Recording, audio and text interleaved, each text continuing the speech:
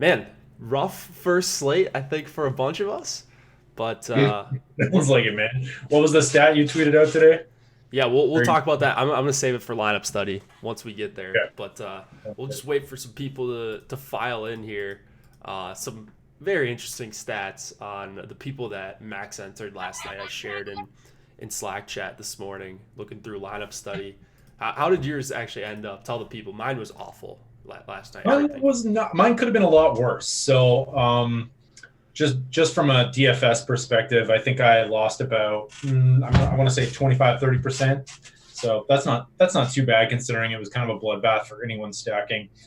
And then I managed, as soon as I saw that Carlson was out, I just hopped over to my betting site and popped down some money on Vegas minus 1.5 at plus 150, Nice. and that hit. So that kind of mitigated it as well. Because I think like if you really paused and stopped and thought about that slate last night, Marc-Andre Fleury was probably the best goalie play given the ownership.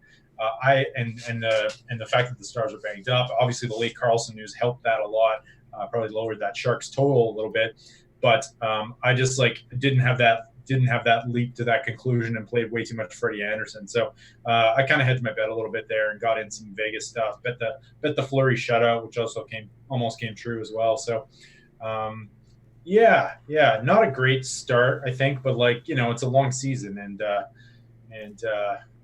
stacking's not going to win every night, right? Yeah, I mean, I wish it won every night, but yeah, it was just a tough one because neither of Matthew's line mates did anything, even though he had a big game. His line mates didn't. So if you stack them, Yeah. like Tavares didn't do all that much to where you needed to have him. A couple of third and fourth line goals for the Leafs, and that's all it took. 4 game slate. No stack really went off, and certainly not two of them. So Yeah. I knew it And was then going to be Cody a win for Glass, Cody Glass chalk at 30%. That goal was a killer if you sure. faded him at all. I think it's really bad luck too because I feel like at the beginning of this season there's a lot of new players who've never done this before who aren't stacking and haven't studied it, probably approaching it with like an NBA mindset. And it's just a shame that stack doesn't go off on the right contest, right? Because that would have been the contest for it, I think. Yeah, I mean, I don't know. Tonight seems like a pretty good night as well. We got some big Yeah, yeah. contests across the board. I can't Uh, wait to hear your thoughts on this slate, man. There's so much interesting stuff. Well, I guess we'll get into this on lineup study here because I want to know what you think about yeah. that Homer Quiz lineup. All right, now that we've got a bunch of people in here, real quick, just want to mention the promo code NHL Early Bird gets you $40 off. That expires next week, a week from today. So you're going to want to take advantage of that. That only works on the yearly package. So if you're going to commit to us for a year, you get $40 off with that promo code. Would certainly suggest doing that with the package. You get access to Alex's projections, rankings, hopefully ownership projections in the next couple of weeks. We've got your premium line changes article, and then Slack chat where all the money's made. So I've got lineup study pulled up. If anybody doesn't know what that is, this is an FC Pro feature. It is a great way to study yourself, study a bunch of pros, and we're gonna start out each NHL strategy show like what this is each day, just recapping the night before and seeing who won big, and I think more importantly last night, see who lost big because there was a lot of them. So if I expand the columns here, you can see the number of lineups, the people at the top played in the $10. A lot of people playing 2-1. Very few entries near the top 50K. Want to recap this lineup really quick. Not sure of this user's name, but took it down with just 2 bullets. It was a weird looking Vegas stack with Riley Smith, Pacioretty, and Glass. Um, Just let's kill see. me. Just kill Yeah. me if that goes off. Just pick. O'Reilly one off, Draisaitl one off, and then Tanner Pearson one off. I guess Tanner Pearson, Alex Edler mini stack. So there you go. I do Morgan think though Riley. that in like we're so used to playing in a lot of these smaller contests because that are like under 5,000 people. When you start to get up to a 30,000 person contest, I think there is some value in putting a lineup together. You might disagree with me there, but I think you're gaining differentiation on the field by randomly selecting these players in good spots. And if you happen to get, like, say, 2 random guys that go off and then another line that correlates or something like that, then you're in a really good spot, because so many people do stack, and so many pros entering 150 lineups do stack, that you're in a situation where you kind of have that unique lineup, and you don't have the leverage points of just goaltender or defense at your disposal. Yeah, I think I would be. I mean, I agree. Maybe you stack a little bit less, especially if you have limited lineups, and just just so you're not duped, because it can be somewhat easy to be duped on the shorter slates. Like, I didn't look at it, but I'm curious as to how many people had, like, Toronto 1 in Vegas 2. Oh, I'm sure a million people did. People had that combo. Like this lineup, I think a 3-2-1. If you're stacking 3 guys and 2 guys from the same line, like that would be a lineup I'd be more interested in, and just take your one off elsewhere. Yeah, exactly. I don't like take that, like, one off as, like, a goal scorer. Like, say someone, I don't know, you can do anything really, but if I don't, and tell me what you think about this, but like grabbing a guy like an Evander Kane, or like just guys who can score out of nowhere and popping them into your lineup. Maybe that's a popular move anyways, but just kind of guys that can generate their own goals and aren't necessarily as well correlated with their line mates. But yeah. So I really like that strategy, just taking high volume shooters, especially with these bonuses. Like, you can get guys will have 7-8 shots on goal, they'll score a goal, and that's not going to do a ton for the stack. But for a guy like Evander Kane, Ovechkin, guys that do have those kind of games in them, I think that makes sense to target them more as one-offs, especially on shorter slates. So if you sort by lineups here and just number of lineups, this is what I did. The first thing I did this morning, because I woke up, I didn't see the end of the Vegas game. I didn't even see the Cody Glass goal. I just saw it when I was seeing how little money I got back. I was just looking at seeing who 150'd. I 150'd, so I wanted to see, like, all right, did I just play bad, or what happened there? And a lot of familiar names. Osimo, Cliffy right there. Not our Cliffy, different Cliffy. So a bunch of familiar names. Drewby. Man, I mean, just all the normal guys that 150, a bunch of guys that are dabbling in NHL. I counted 56 people that 150. It might be off by 1 or 2. It wasn't an exact science. I was counting quickly. 0 of them profited. And I think 44 out of the 56 lost over half in this tournament. So if you just look at, just an absolute bloodbath if you stacked with all your 150s. Sahil played. I don't know if you saw that. He's back, apparently, playing. Who's that? What's that? Who was that? Sahil Sud. He was the guy who he was like the MMEer before MMEing was even like a big thing. A lot of guys, actually, NBA guys, NFL, huge pros, ended up playing 150 last night. Ricky D just been crushing MLB and NFL in the first few weeks. He 150'd.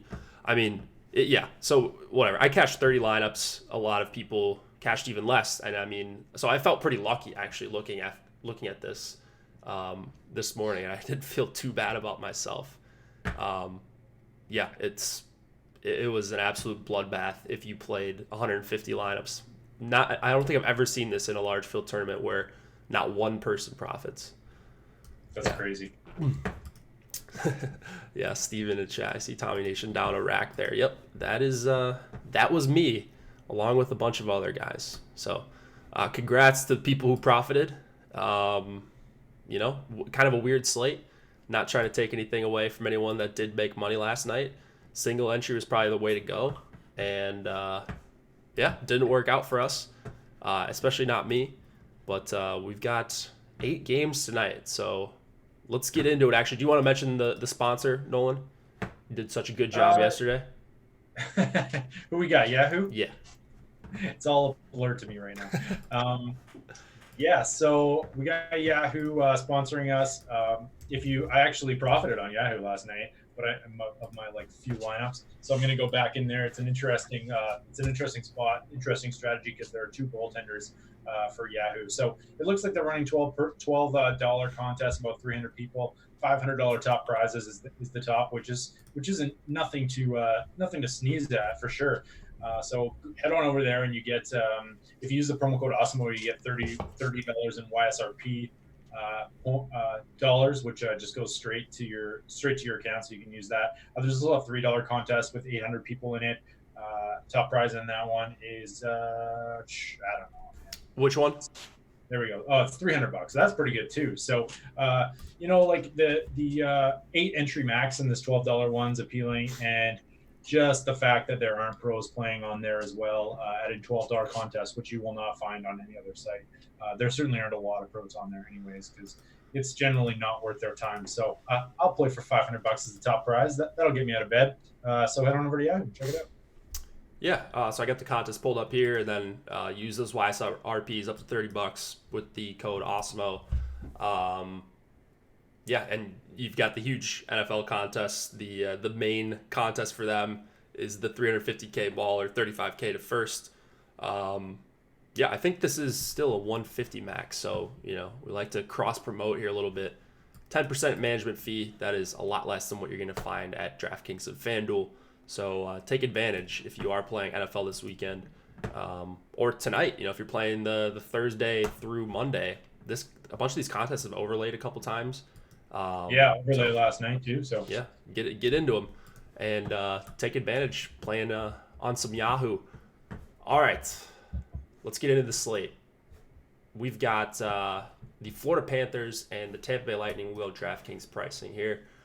2.8 implied total for the Panthers, 3.6 for the Lightning. Bobrovsky, Vasilevsky, and net. Of course, what do we see here in terms of unexpected line changes, Noah? Well, not much. I've been putting out the line changes article for the past couple of days because there haven't really been any games. There aren't really any changes to speak of. So just been kind of going over like some of the changes we've seen from last season, from some of the regular stuff. One thing for the Carolina Hurricanes, looks like Jake Gardiner is going to be their quarterback on the power play one. I wouldn't be surprised if we saw more of a split between both of those power plays, because we have two pretty talented players, two pretty talented forwards on each of them, and then Dougie Hamilton is on the second one. This isn't your traditional Colorado style where the top power play unit gets all of the ice time. So Jonathan Drouin down on the third line with Kotkaniemi and Armia. He had a really bad second half last season, so that line is that's on the third line. Both of these teams don't have full power play correlation between their lines, so it's a little bit tougher to stack them, or maybe like a slight downgrade for them. But and then Ryan Zingle is good to go, and he's on Carolina 3. And I just look at these Hurricanes lines. It's just kind of like each line kind of has a weakness. So I'm not super high on playing them tonight, but I'm sure you could talk me out of that if you're the Carolina Hurricanes whisperer. Oh, you're on the Hurricanes game? Jeez. Oh wait, what game did you? Oh, we'll go to the Hurricanes game. Sorry, I was going on. I had Tampa pulled up. I wasn't even paying attention. I was getting lost there. All right, we'll go to this. Jake Gardner's on that. Yeah, no, not. Yeah, sorry, Hurricanes Habs. I was daydreaming there for a second. All right. Yeah, so in this game, I agree. Like Cliffy mentioned it this morning. There's kind of a guy on each of these Carolina lines that makes it a little bit less appealing for me. It's like McGinn. I'm not super wild about Teravainen. I love Svechnikov, but everybody does. He's priced up appropriately a little bit, way higher than what you were seeing last season. And then Hall Zingle, sure, but Martinook, I mean, you could poke holes in all of these Carolina lines. I definitely prefer Carolina here. I think I'm going to get the majority of my exposure to Carolina 1, and what we have listed as the top line on the lineup builder, Aho, Niederreiter, and Brock McGinn. On the other side, I mean, I still have some interest in the Danault, Tatar, Gallagher line. This is a line that played pretty up-tempo last season. The only problem is they're probably going to see a lot of time against Stahl, which is usually a pretty good possession line. Mm-hmm. So I'm a little torn on what to do here. Like I said, the majority of my exposure is going to be in the Aho, Niederreiter, McGinn trio. Actually not getting to a lot of Dougie Hamilton because he's not on the top power play with the guys that want to play tonight. And then I'm not getting to really any Montreal defenders here. So are you using any Jake Gardiner at that price point on the power play one? I think he should be like in your pool. He's on third pairing, so I don't really love that. I don't know. Maybe you consider that second pairing, him and Fleury together. So maybe total minutes could be an issue. I'm not sure it's like a smash power play spot here for Carolina. I'm just going with Niederreiter and Aho were incredible at 5-on-5 last season, no matter who they played with. So I'll go back to that well. I'll probably take McGinn when I go with them, just because they're so good at even strength, and he's going to be skating with them at even strength. You hope he, donks a goal or gets an assist or something like that. I think that's pretty possible. But yeah, not a game I'm stacking up on all sides or anything like that. Yeah, I think that's fair. I think Carolina 1's also your best bet. I don't mind Carolina 2 as well, but Carolina 2 is actually about $1,200 more expensive on DraftKings. Same price on FanDuel. So for that savings, I'm more inclined to go with Carolina 1 for sure. All right. Anything else here you want to mention before we go to a different game? Nothing. Yeah, I think like ownership wise, I don't think these lines are going to get very much, but they don't grade out very well. So there's just not a lot here that I'm getting super excited about. I've been look, one of the things this slate lacks is good like filler stacks. I think there isn't a single line that we have in our Osmo projections that's graded above a D in less than I think the first one's like $11,000. So it's like there's just no good cheap lines tonight. So I'm kind of maybe interested in like Montreal 3, but again it's priced up, and maybe Carolina 3 is just way too expensive at $12,000 for me. So yeah, I agree. There's not a ton of great cheap lines. There are some that I like more than others. Montreal 3 is not one on my radar. But that is a line that I think I'll put in my back pocket for future slates, like shorter slates where Montreal 1 and 2 are getting a lot of ownership, because I think that Montreal third line is a pretty good one. So yeah, it's pretty good. And then you got like the second year bump from Kotkaniemi, who showed some flashes last year. So yeah. Does the filter selection work for you on Fantasy Cruncher at all? If I make any changes, it removes the entire pool. I would try it on a different browser, Carrick, or do something like that. Maybe just refresh Fantasy Cruncher, remove all, let it sit for a minute until all the players repopulate, and then select all or something like that. Sometimes it gets a little quirky at times when there's a lot of people in your pool, but otherwise email support@fantasycruncher.com if you're having issues that persist. Okay, let's go to the Tampa Florida game. All right, so I think the Rangers are looking good in this one. 2.8 for Florida, 3.6 for Tampa. Bobrovsky, Vasilevsky. Anything weird in this one? I don't think anything changed based on what we saw in preseason from this one. No. It looks pretty much the same. No breaking point for the night. Chiarelli moves up to Tampa Bay 2 with Palat and Killorn. There's this guy, Carter Verhaeghe, making his NHL debut for the Lightning. He actually led the AHL in scoring last year, following the Tyler Johnson route of dominating the AHL. But the thing is, he's really expensive on DraftKings. I don't know where they get off pricing him at $4,600. That's nuts to me. So he's not playable for me on DraftKings, but on FanDuel, he's the bare min. So if you need a cheap filler stack, I kind of like Tampa 3 on FanDuel. And then let me just pull up my matchups here. I think that's kind of it for this one. Florida 1 has full power play correlation. I think Florida 1's probably a little bit too cheap. And with point out, the depth isn't quite as strong as we saw last year. I think with the Lightning, no JT Miller. This is a slightly weaker team, so I'm maybe more inclined to play Florida 1 tonight. What are you thinking? Oh, and also final note: if you didn't already know, Pat Maroon is on the Lightning power play 1 as well. Yeah, I like the Florida 1 call. I think they are too cheap. They're grading out too cheap for me. When you use Alex's projections on the site, just too much talent for a line that's priced around, what is it, 17K?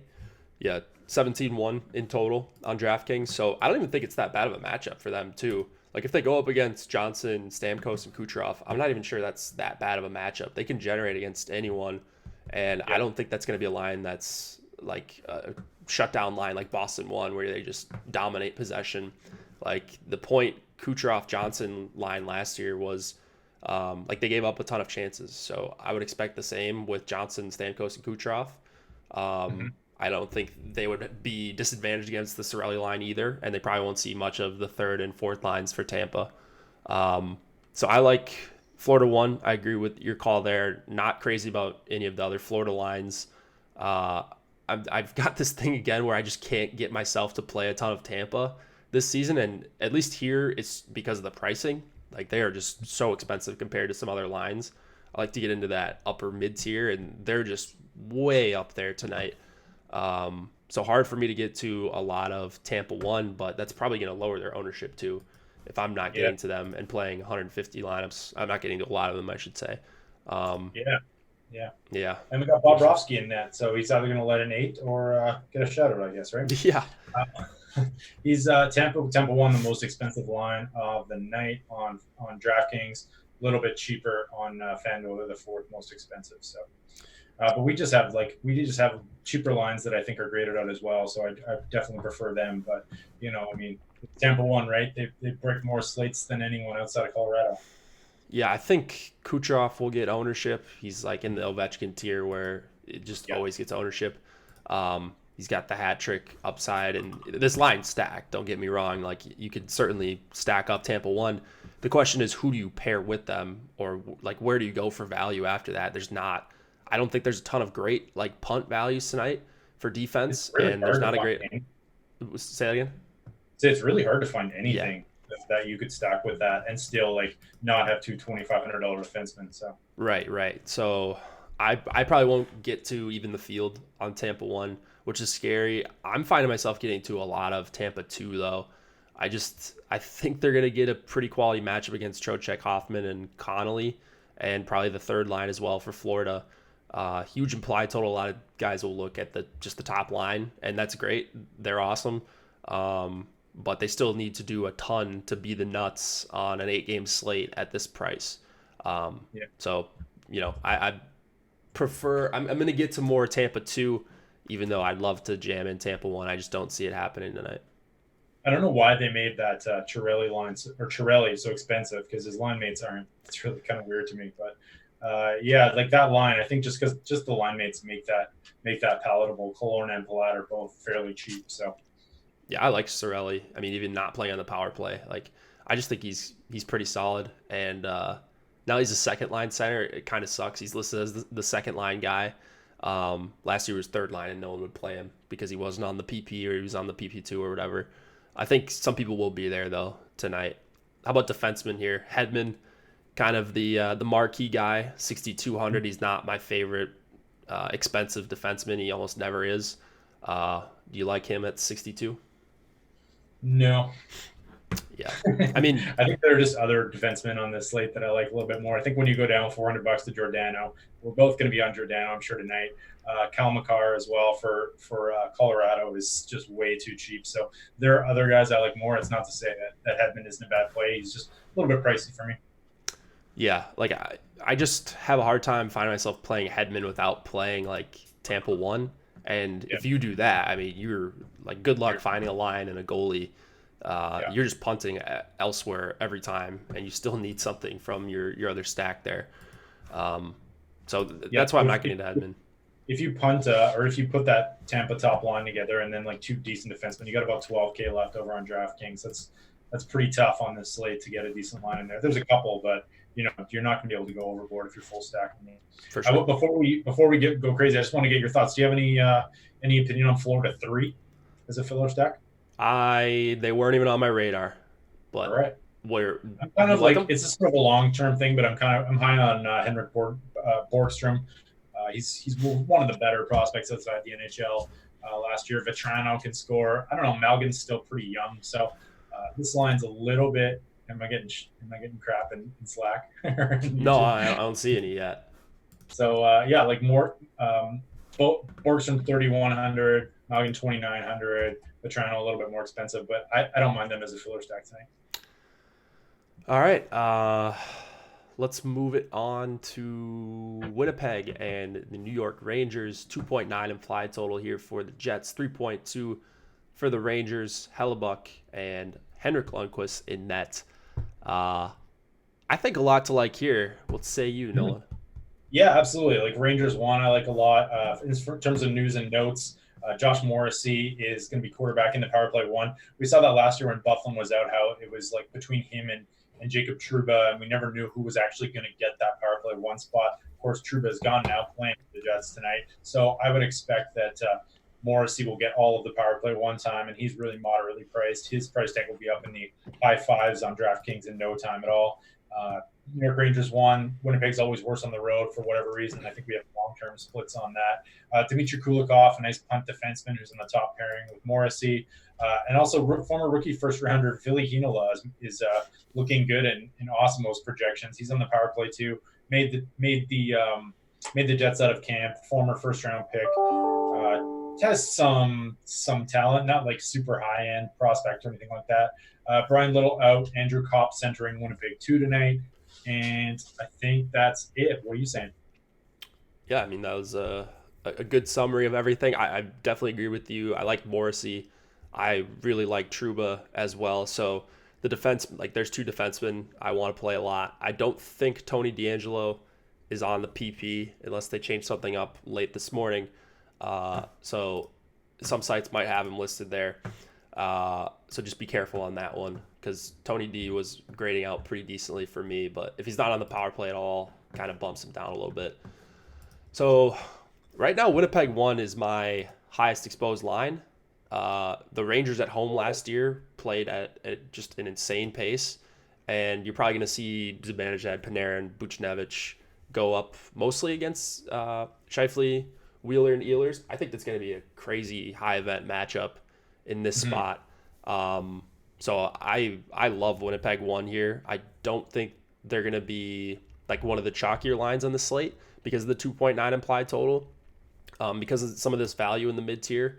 And it's weird for me to have a road team be one of my highest exposed lines, but that's what we have here. And then on the other side, like I love the Rangers too, because you take away Winnipeg's best defenseman. They were already not like a team you should be worried about when they played on the road last year. And now you take away Bufflin and you have Pionk and this guy who's never played. You mentioned Heinola, Kulikov, Boteto. I mean, they've got nothing on the blue line besides Morrissey. So I think both of these teams make for excellent stacks. The top 2 lines for the Rangers, and then Winnipeg 1 is probably going to be at least one of my highest exposed lines tonight. Damn, I was not expecting that. They weren't really on my radar. I wasn't getting them too much in crunches, but as always, I will defer to your expertise and try to pop some in there. What are you seeing that you like about Winnipeg 1? Just the matchup there against the high flying Rangers and the fact that they give up a lot of chances. Yeah, so they got Trouba. Bad PK too, right? What's that? Bad PK too, right? Yeah. I don't expect them. Maybe the Rangers are a little bit better this year, and probably offensively, they're gonna be good with Panarin there. But that's not gonna make the Zibanejad line much better defensively. I don't think with Panarin there. Zibanejad and Buchnevich don't have great defensive numbers together. And, I mean, Winnipeg 1 is just a really, really good line. Scheifele and Wheeler, whenever they're together, they may not post the best fancy numbers together, but they play on the power play together. You get Ehlers, a guy with upside on his own at 5,800 playing with them. And then you throw in the ownership that I'm expecting to see on Winnipeg. They just look incredible to me. There's nothing worrisome about this Rangers team. Another year for Henrik Lundqvist. I still think he's a good goalie and all of that. But outside of the upgrade, they got Trouba, but I don't see a reason why the Rangers should all of a sudden be a great defensive team or even a good one. So give me some Winnipeg 1 in this first game for both of these teams. Does it worry you that we have like some splits here that aren't that positive about home and road? 10 less points last year, 30 less points the year before that for Blake Wheeler, for example. Year before that, it's another 10 points. Like they seem to be more of the pronounced splits for this top line for whatever reason. Yeah, I mean they're going to be a little bit worse on the road, but I just think that whoever they're on the ice with is going to be a high event spot, whether it's Zibanejad or the Strome line. So I just I understand that, and they usually don't grade out well for me on the road, but the Rangers at home, I think when they have the benefit of last change, are going to just they're going to generate a ton and they're going to give up a ton this season once So again. still full game stacks. Yeah, 6-5. I like it. I like it. I'm expecting a ton of goals here. So if it's 1-0 at the end of the second, just know that I've probably closed the laptop for the night and moved on to NFL We Showdown. will not find you in Slack chat. Yeah. Hey, Anything man, else? I like it as well. The other thing I like about that is I just don't think they're going to get much ownership tonight. So Yeah. I would guess that line's probably, I don't know, under 10%. What do you think? I was thinking like in the 7 to 12% range, somewhere in there. So I'm going to have more than that. That's for sure. Nice. All right. Next game. Buffalo, Pittsburgh. Let's do it. Buffalo, Pittsburgh, 2.8 implied total for the Sabres, 3.6 for Pittsburgh. Carter Hutton, Matt Murray, 6,800 for Hutton, 83 for Murray. Huge gap in the goalie pricing here on DraftKings. We've got a couple of top lines that I think people are going to be interested in. Pitt 1, pretty expensive with Crosby at 7,500. Buffalo 1, you just got Olofsson, way too cheap, I think. One of the better values in the entire slate, playing power play 1 and with Eichel and Reinhart. What do you like here? Yeah, I like both sides of this game. Olofsson for sure, he's too cheap. He's a nice option tonight. You got the full power play correlation as well, I think, for that line. Marcus Johansson on the third or second line now with Vladimir Spalka and Jeff Skinner. Skinner's always a nice one-off if you're not fully stacking. Rasmus Dahlin, quarterback in the power play, paired with Colin Miller. So I think this Buffalo defense core is going to be better this year with Yogi Haru as well. And then the one thing I'm really watching, I'm not going to get too much of this line, but Pittsburgh 2 with Galchenyuk, he's listed as a game time decision. He's expensive. That means he's not going to get any ownership tonight. So we've seen it work before with Jack Roslovich last year and Tom G 3-2-1 winning all the money because Roslovich had the flu and was a game time decision. This is one of those spots where I don't think that's obviously extreme outlier, but if you're going to get Pittsburgh 2 a combined less than 1% ownership, I'd imagine if Galchenyuk is able to go. Yeah, that's a good call. Just attacking the late news. I mean, as late news breaks, you should adapt your strategy. And it's not like this line is completely off the grid tonight, and you're just making a play because you're trying to get cute. I think it is a line that should probably be in play for you, anyways. And Malkin was one of, if you just crunch with using no filters with our projections, Malkin's one of the. I got 98% Malkin. So. Jeez. The projected 6,600. Yeah. I never seem to like the Penguins as much as everyone else. So this one's tough. Pittsburgh 1, I think, is going to be one of the more popular lines. They're super expensive, but again, you have that rare combo where you actually have full power play correlation. And they're playing Hornqvist up on that line, which had some pretty good numbers together last year. Hornqvist, just for whatever reason, couldn't get it together last year, but they're not playing that scrub that we normally see, the Zach Aston Reese or whoever the hell was up there last. Yeah. Best, yeah. So, I mean, that line's a fun line. I think Buffalo's, not maybe improved, but not great. So, but again, we come into that same problem where you're in trouble trying to stack that line with anything even remotely decent. Right. So I'm going to have some Pittsburgh 1 full stacks. I don't know if I'm going to get to Pitt 2. Buffalo 1 is going to be my highest exposure in this game. I think Eichel, Reinhart, Olofsson, I mean, obvious value, but I think it's too much value for me to pass up. I think Reinhart's probably a little underpriced. The only thing that's holding me back from getting a lot of this game is just that this trio, Eichel, Olofsson, and Reinhart together didn't surrender a ton of quality chances in their 100 minutes. So kind of a small sample, but you're getting to a spot where you can start to make some assumptions about these lines. And then Crosby's just a pretty tough matchup. And I don't think that's going to be any different with Hornqvist and Gensel on his line here. So if we do get a hard match, it could be a little bit tougher matchup than what the numbers say for Buffalo 1. I think I'm going to bump them down just a little bit. I still like them, but with the even strike matchup, I'm guessing they're going to see Crosby just glued on Eichel all game. Probably enough for me to for them to be out of my top 5 or 6 lines tonight. Yeah, fair enough. So does that mean, are you upgrading, if you think that's the hard match, do you think you're upgrading Pittsburgh 2 as a result? Because I feel like the Buffalo forward depth isn't all that. Yeah, the forward depth is pretty poor for Buffalo.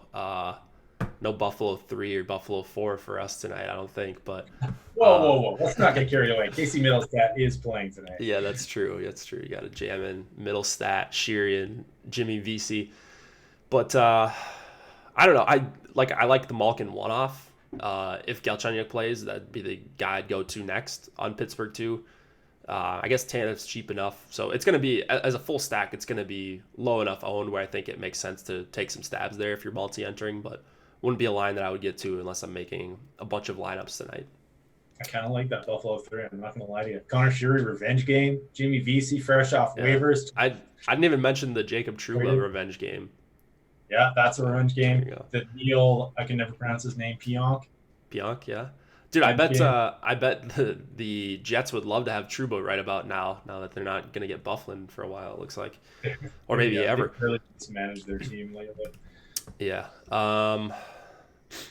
Defenseman here, Letang, not one of my top guys. Always priced like $600 too much for me to want to play a bunch of him. Here is no different. It's a good total for Pittsburgh, of course. That would be the guy I'd play with my Pittsburgh one stack or Malkin 2-man or something like that, but I don't see myself getting there much at all tonight. That's fair. And then have we decided, is it Dahlin or Dahlin? How did we? It's Dahlin? Yeah. Rasmus Dahlin. Yeah, he's under 5K. I bumped him up a little bit because I think he makes just for a logical 4-man if you're going with Buffalo 1. That's really it. I don't have a ton of interest in him outside of Buffalo 1 stacks. Yeah, that's fair. Sadly, I think his price will probably rise as we go. He showed some serious flashes last year, and he's going to be one of the best defenses in the league in no time. Quarterbacking this power play unit as well should up him, so I think that price point's fine. My boy Lawrence Prelude didn't make the cut today, which I'm just heartbroken over. So he's not. Is he just in the AHL or what? I think they sent him down. Yeah. He'll be back up at some point. Oh, for sure. All right, Hutton's $6,800 if you want to go there. He's probably going to see volume, and last night volume was the name of the game. I mean, goalies that lost scored higher than goalies that won. Oh my God, really? Yeah. I didn't even notice that. Yeah. That's terrible. So like Freddie Anderson won, but I think Bennington outscored either him or Holtby or someone like that. I don't know. So you're going to see probably a lot of volume for Hutton. The issue I have with him as a $6,800 goalie is that Pittsburgh's power play, you would still expect it to be really awesome. So, I think a lot of the shots he sees, if he does see a lot of shots, are going to be high danger, and you still need to stop some of them. So that's my issue with Hutton. I like some other punt goalies better tonight. Who are you looking at for goalies just generally, like getting a lot of shots? Let me see here. We can always get into that later. I'm just jumping the gun.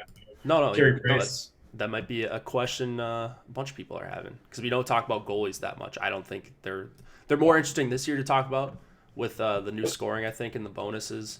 As far as say that again, Hurricanes Canadians lineup is going to be the place to go with both of those teams in the top 3 in shots for last year. I like both. Yeah, I like both sides of that game.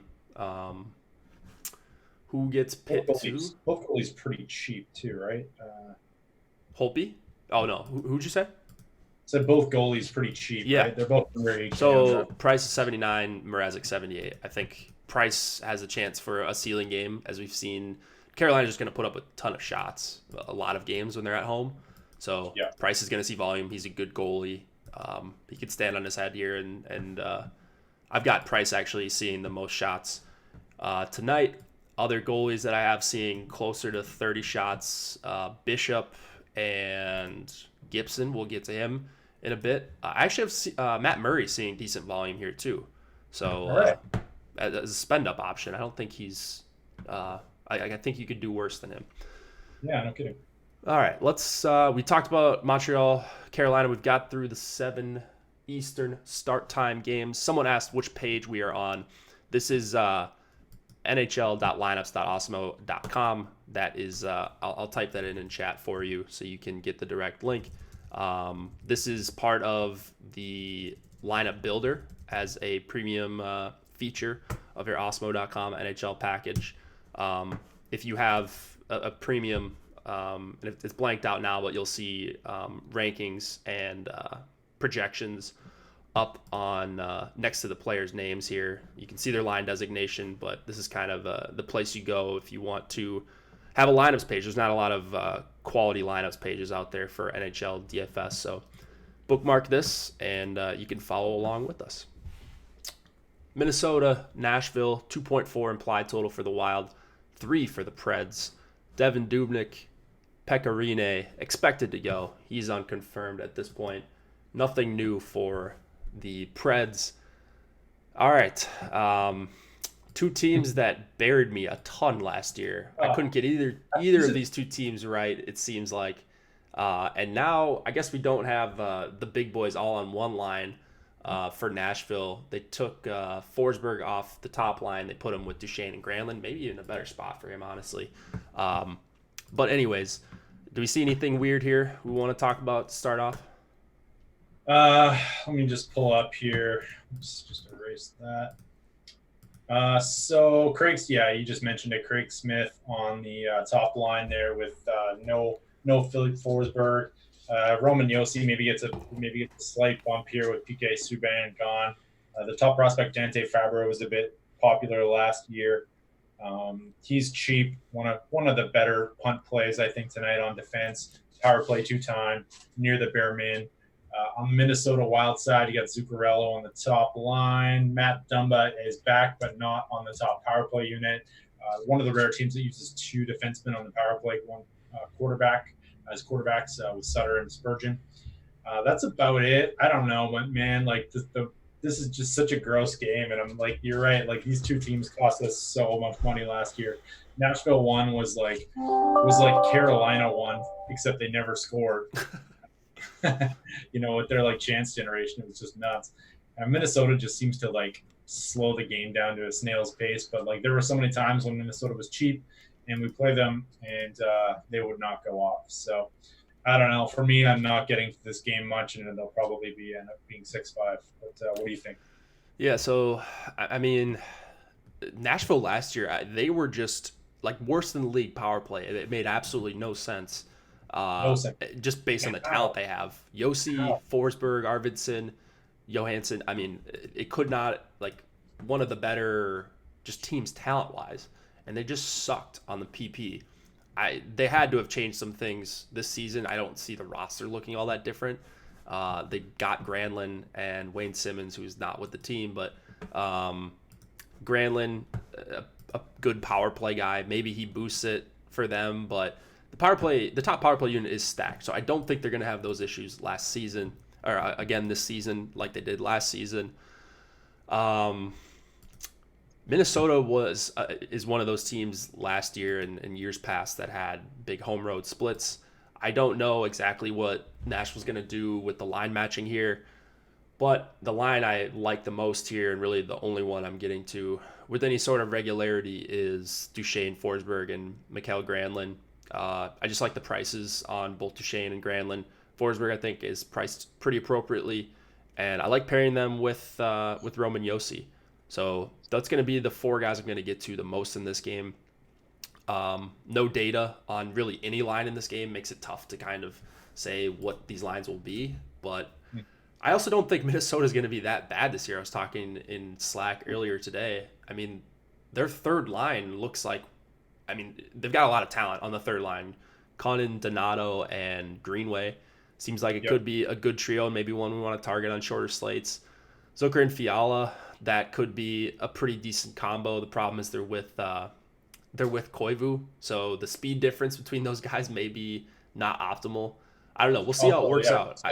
Rostering Koivu is so hard, right? yeah, man. Watching him try to finish a shot in quality matchups is one of the worst tilts in NHL DFS. But this is a pretty decent roster for the Wild. I think they get Dumba back. That was huge. They lost him for over half the season last year.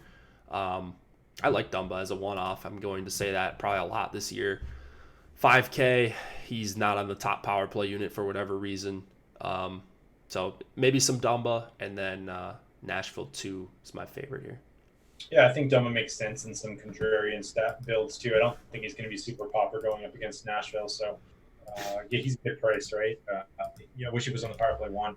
Yeah, Nashville, it's like the same old thing. They don't have full power play correlation as well, which is a bit of a problem. Both of these lines are solid options, I think, but I don't know. I'm just not excited about playing either one of them.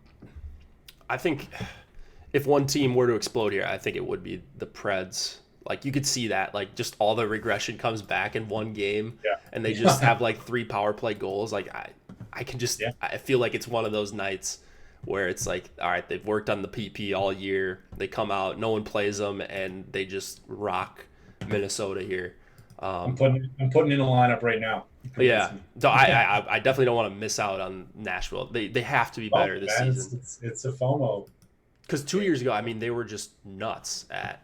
I Yeah. mean, I don't remember if they were one of the better PP teams, but they certainly weren't the worst like they were last year. And No, it's been the same no, roster. Subban, Yossi, Ekholm, Ellis. Yeah, It's just like all that talent up front. It's just like so confusing. I don't get it. yeah. So I'm expecting Nashville to bounce back in a big way this season. I don't think Minnesota's going to be terrible, but I think Nashville has the advantage at 5-on-5 and probably the power play. I think Minnesota is one of the most shorthanded teams last season, especially when they went on the road for whatever reason. Maybe that holds up this year, maybe it doesn't, and it's just a meaningless split. Who knows? All right. Anything else in this game you want to mention? Any wild lines you like?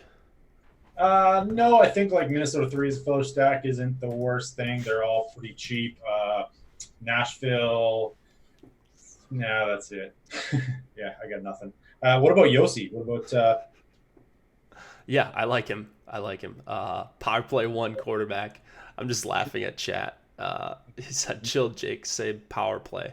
I must say PP all the time. It's quicker. I'm a millennial. You know that. You gotta, shorten things and take the easy road. That's what we do. Okay. no, one of your favorite plays though, Yossi? Yeah, he's one of my favorites. Yeah. All right, before we move it on, really quick, just want to mention this before you guys all leave at the end of the show. We're doing a Thursday Night Football giveaway. If you respond to this tweet, like it, and retweet it, you have a chance to win, let's see, a $249 value. That would be a 2019 NFL Awesemo Plus season pass. All you have to do is guess the player that scores the most fantasy points in tonight's Rams versus Seahawks game. And there you go. I have the answer for you. All right, yeah. Who would you guess? I always ask Josh when we do these. Who would you guess? Kidding. I would guess Most fantasy points. I'm playing Showdown tonight, so I should Sure? Okay. know this. Yeah. If you're an NFL player and you missed it, we've moved our live before lock a few hours early. It's Ben Rasa and Alex. It's already up there, so feel free to hop on over and just watch that right now if you're playing some Showdown tonight, or not right now, but in about 10 minutes. I'm gonna say Tyler Lockett. Tyler Lockett. All right. Most fantasy points. I like. I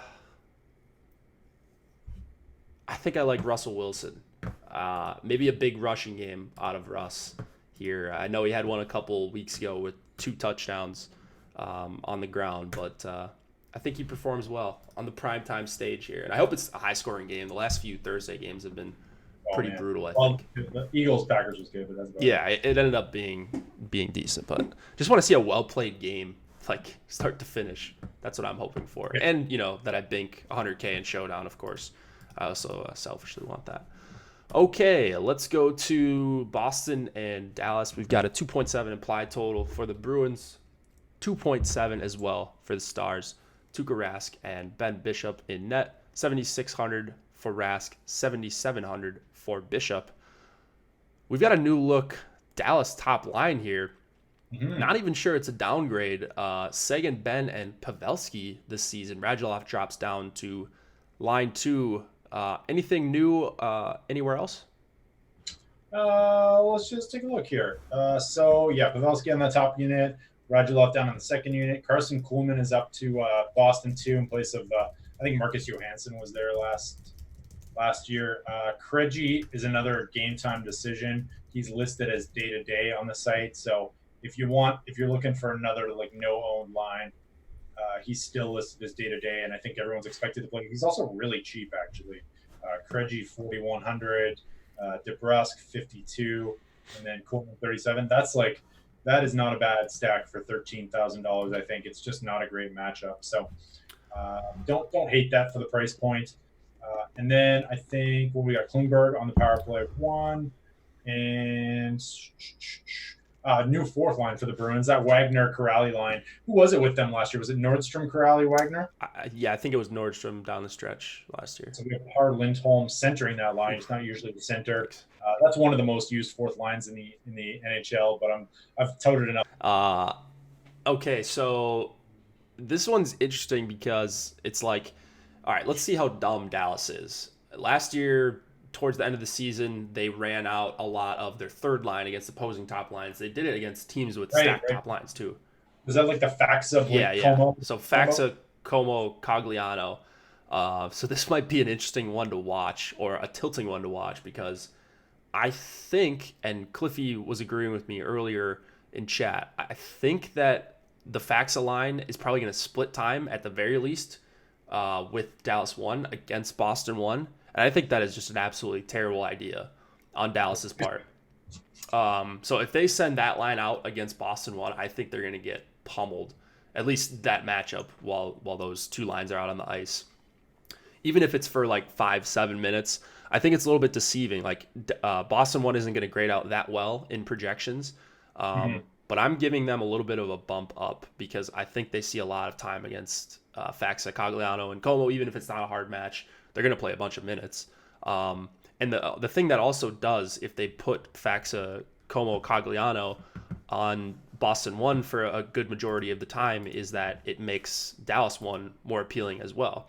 I love the price on Jamie Benn at $5,800, and then I think Pavelski's fine for $5,900. I'll play Sagan like every single day this season. You guys know I played him a ton last year. It didn't work out a lot of the time, but if they're going to go up against not Boston 1 for a lot of the game, I know Boston is somewhat deep. At least they were last year, maybe not as much this season.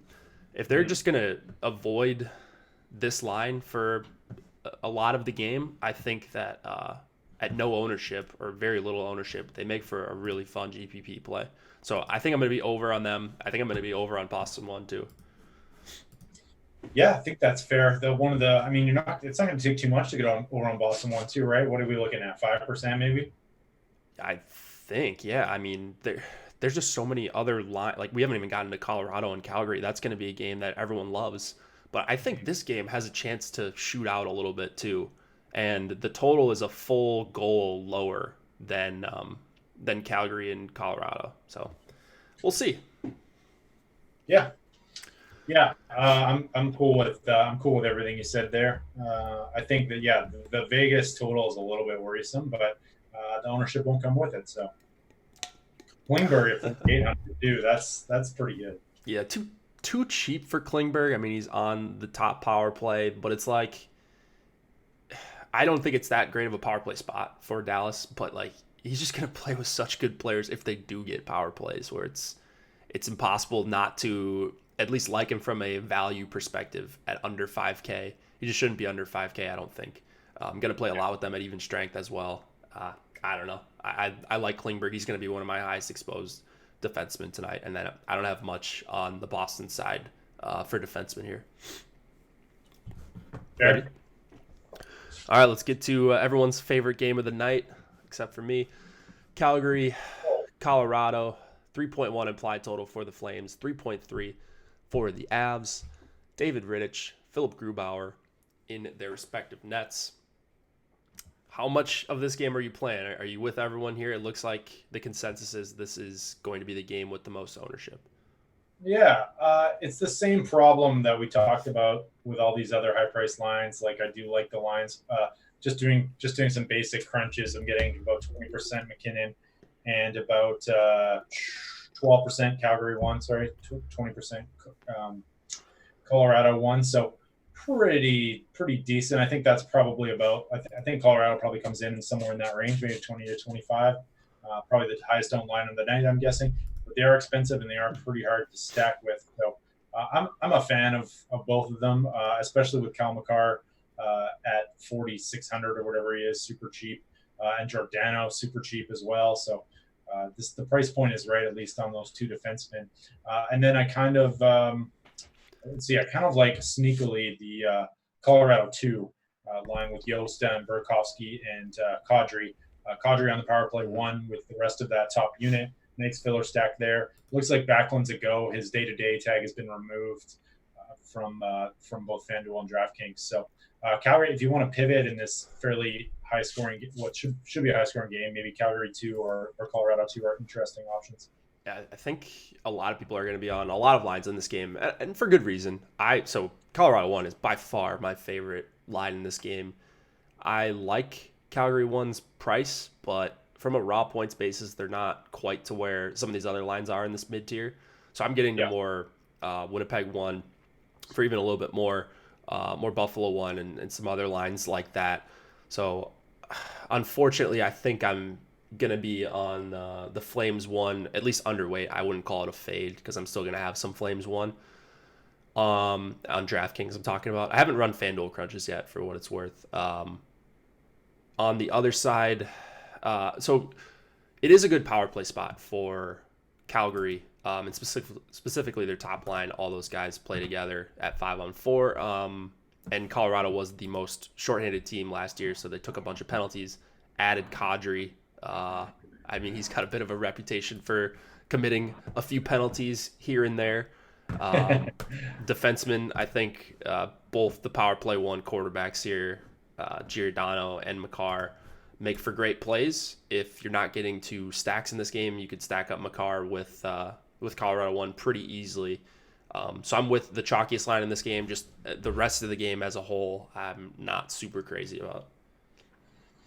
Yeah, that's fair. I'm curious to see what Calgary 1's ownership will come in at. I think there's as well like a goaltending difference in the skill of Grubauer versus Ridge. So I'm kind of on the Colorado side in this one. And really, for me, it's just going to be about finding the right stack to pair that line with. That's going to be the tough part. Looking at it right now, there are a few. You can get some Carolina 1 stacks with them. New York Rangers 2 isn't a bad option. And then it starts to go downhill from there. You can fit in a Buffalo 1 stack with some really low price D. Tampa 2, I don't know. Like, these are pretty gross lines overall. So, pick wisely. Arizona 1 maybe. So yeah. I think like just because there are so few lines to stack them with, that might lower their total ownership. I don't know, but I'm still. I don't know how you can not be high. Yeah. On the flip side of that, though, it's like if you do play Colorado 1, and this is something I'm a little bit worried about. It's like when you play expensive pitchers on DraftKings in baseball. Like, you just force yourself into a certain lineup construction where now all of a sudden, okay, you're just taking out the top defenseman, or if you do, you're punting at every spot, and there's only a few lines that people actually think are viable to pair with them. So I don't think they're too expensive. Like, they're not $24K in total. Like, you can make it work with Colorado 1 and still have a decent filler stack. And there's a couple guys on D that are in the low to mid tier value that grade out as just good values. So I think you can make it work tonight with Colorado. If they go off, though, you're going to see it's going to get to the point where it's impossible to make really good lineups with them, at least good projected lineups. So we'll see. It'll be interesting to see where Colorado 1 lands in ownership.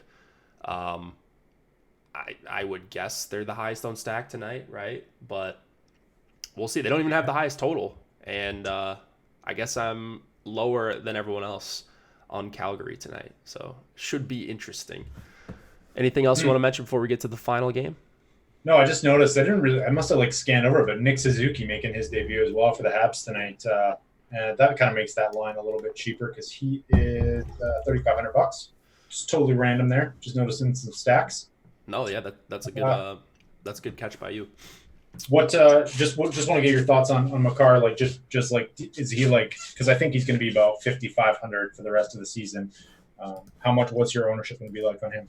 He'll be a guy I play a bunch of, but if everybody's going to him, he wasn't a high volume shooter last season that I remember, and now I want to check on this so I'm not making stuff up. Do you know what type of volume shooter he was? Because in my head, he wasn't a high volume shooter. He's not grading out as like a smash play for 4,700. like a I Geo don't, I would? don't know if we have I don't know if OHL. I have to check the OHL stats. 49 points in 29 games, so I think Yeah. he's definitely a pass first guy, right? Like he only had 12 goals and compared to 37 assists. So I'd say playmaker first, goal scorer second. But I mean, he scored 40 goals in junior. So Did he play? Man, people are probably thinking we're so dumb if he's just got like he's taking 20 shots per 60 or something like that. Probably thinking I'm really dumb. Let me see where he was at. no, you're not like it's if you're not up in your OHL stats, it's okay. Let me see where. At all strengths, he was not bad actually. In the playoffs, let's see how many games was this. 13.6 individual Corsi for per 60. 10 games. I mean, that's somewhat of a sample. So maybe I need to bump him up a little bit. I still am getting to a little bit of Makar, but just after that quick look, maybe he's a guy I projected a little bit too low. So we will see on him. It's a good value playing with McKinnon, Rantanen, and Landeskog on the top PP and playing top pairing as well. Oh, I thought I was talking about Nick Suzuki for God's sake. You said Makar. All right. I think People you said are probably Makar. so confused. Yeah. Sorry. You're right. Like I'm just like sprained it. No, I knew Suzuki was a big volume shooter. Okay. Good. Yeah. Okay. Yeah. No, I think you're right. Like, yeah, at that price point though, like with those guys, I think he's probably got some huge assist equity. So it'll be interesting to see. You're right. Like he's probably more of a playmaker and less of a shooter. So for DFS purposes, he might not be as high as I think he is. So Yeah, now people are yelling at us in chat, delayed. Give us some time. Give us some time to get this right. It's been a long few months here where we haven't been on shows together. All right, last game of the night, Coyotes, Ducks. This one should be relatively quick. 2.6 implied total for Coyotes, 2.7 for the Ducks. Darcy Kemper, John Gibson in net here. I don't have a ton I'm in love with. I think the Ducks are going to be a little bit better, closer to the team we saw in the second half last year than the first half where they were just an abomination. Do you like anything here? Do you want to mention any line changes at all? pretty tough to like anything here, but I will say that there are two spots where you can gain some leverage. Sam Steele listed on IR for the Ducks, who's expected to play. Andre Kasha, also expected to be activated for the Ducks tonight, also listed on IR on both sites. So we had a no morning skate for the Ducks and an optional skate for the Coyotes. So this is one of these late games where we could see some changes in line rushes. Definitely on the Ducks side. I'm not expecting anything on the Coyotes side. Of course, we wouldn't find out if it was the Coyotes anyways because they don't have any beat writers worth their salt. They don't tweet out anything. So they're the toughest team in the entire league to get any information on. Though they do have some guy working for the Athletic now that might actually tweet out some stuff.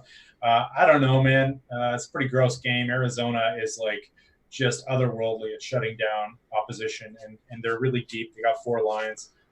And then you got Gibson on the other side. So I could see one of these Arizona lines going off. I'm sure Brad Richardson 4-goal game is in the cards again this year. Yeah, I'll be rich if that happens again. Yeah. Oh yeah, we were both on him that night, right? Well, yeah, they were my projections on the site, and they were popping as like a filler. I can't remember who was the other line. Some expensive line went off, and it was like Richardson had 4 goals. They had like 3 full line goals and just went nuclear. So if you had like 2 or 3 shares out of your 150, you're just you're raking in the dough, and get lucky like that once a season. But so I think like Arizona wise, like it's like they have 4 really good, like maybe really good is an over exaggeration, but they have 4 lines that are good from just a general hockey perspective. You know, like they're solid lines. Like Soderberg is solid. He always predicted it really well for us in projections for Colorado. But I just I don't get excited about them fantasy wise, and like picking between these 4 lines, like good luck. And then on the Ducks side, I don't know. It's just pretty gross. The Ducks might be one of the worst teams in the league. They do have some young up-and-comers, though. And if Sam Steele plays with Raquel and Silverberg, that's not a bad line. I don't hate that. On Yahoo, I noticed Cam Fowler is really cheap. If you happen to play over there, I think he's like $3 up from the bare minimum. He's on the first power play unit, so you can lock him into your Yahoo lineup. And yeah, that's it. Like not a lot of like power play correlation here. We have Getzlav on the power play, but not with any of his line mates. I think, Troy Terry maybe. So it's 2 and 2. What are your thoughts, man? Because I don't really have any strong opinions here. I'm not getting to a lot of them. So if Kasha plays, I have interest in the third line. Assuming he would go with Richie and Henrique. That was a line I like targeting, especially when they're at home. They would be pretty cheap as a trio with Richie at under 3K. I like the Ducks are just so cheap. You could make a case for any of the top three lines, but there's not one that really stands out to me all that much. I just love Kasha. So if he's playing and possibly getting power play time, I would imagine he's getting power play time if he's playing somewhere. And he might slot into the top unit, and then Henrique goes down to the second unit or something like that. But maybe the third line, I might get a few shares, and just be aware you're gonna have to swap. And what time does this Colorado game start at? Starts at So this is the last game of the night. You might be left with some pretty gross lineups, or hopefully one of Steele / Kasha play, and you can full stack it, or you could go up to the Getzlaff line if both of those guys are out or whatever. We're probably going to see something change here. I wouldn't be surprised if, like, I don't know, they had Kasha all over the lineup last year though, so sometimes he was like down on the third line. Like, it didn't really make any sense to us at the time. I think you're right. Like you're probably, if you're going to stack this up, you're probably going to want to save yourself some cash somehow. Yeah. And give yourself some flexibility, because these lines might be just completely different on the Ducks side. Yep, or you could just swap over to the other side. I mean, just a game super cheap. Some of these lines are going to come up in optimizers, but not super appealing on an 8-game slate outside of just playing the low-owned Kasha and maybe Sam Steele with Ricky Rax and Silverberg there. Defenseman. You got anyone? Because I got two guys. One guy I like more than the other.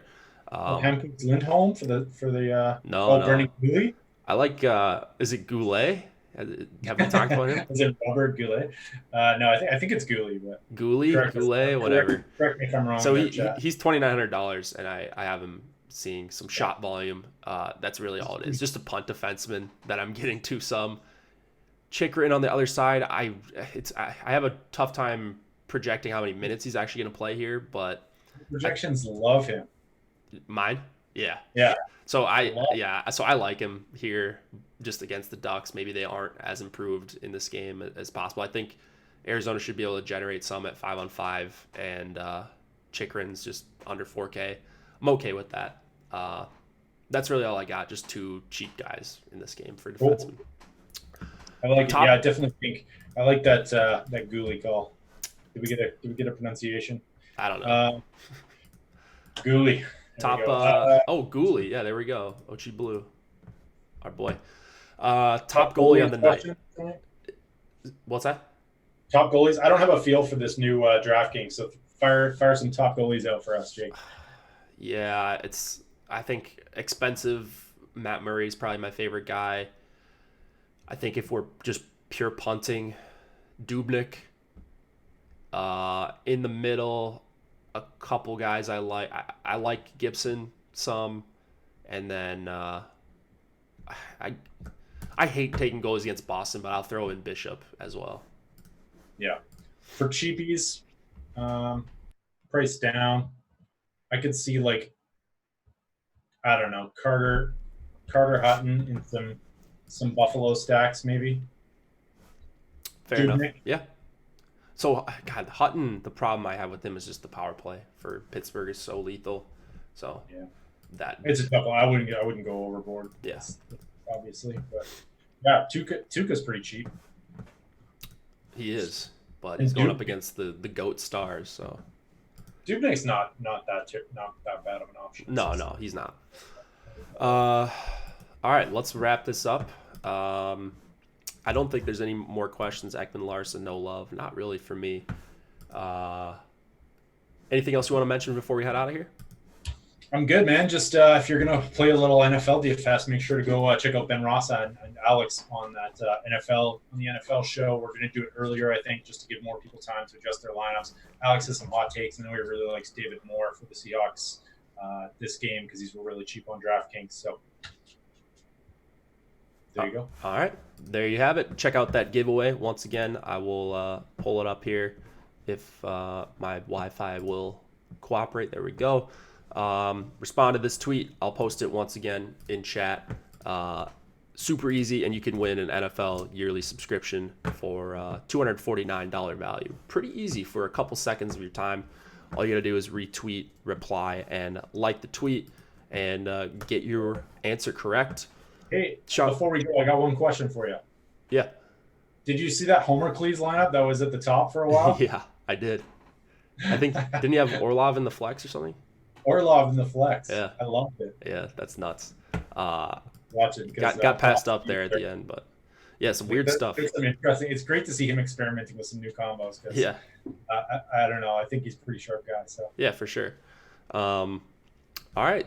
Shout out to Yahoo. Thanks for sponsoring us. Go play over there Thursday to Monday, NFL. Go get in those NHL contests. Looks like those filled up last night. So hopefully we can keep that up. Good luck tonight, guys. I will be back tomorrow. I don't think no one will, but we'll be breaking down. I'll be breaking down the 4-gamer. So see you tomorrow, and someone take it down tonight.